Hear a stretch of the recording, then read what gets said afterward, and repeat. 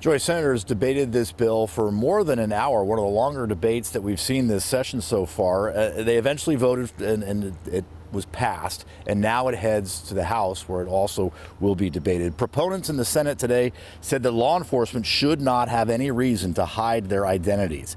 It passed right along party lines. Every Democrat voted for it, and no Republicans supported it. Republicans argued officers should have the right to protect their identities from protesters who have harassed officers once they found out who they are.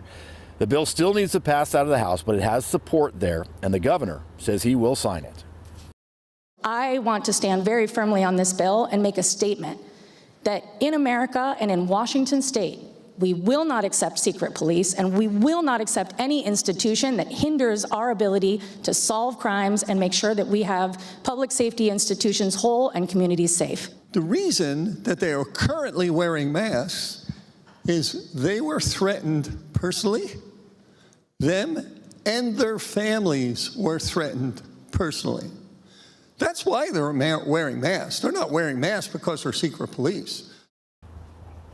If this bill passes and becomes a law enforcement could still wear facial coverings in cases involving undercover operations and also SWAT teams if those masks were considered part of the protective gear. The version that passed out of the Senate today has an emergency clause in it, which means if the governor signs it, it goes into effect immediately.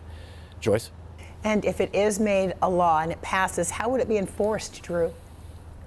Well, that could be tricky. We asked Governor Bob Ferguson that exact question on Monday. He says, look, if it's the law of the land, it will be enforced. People who violate it will be held accountable.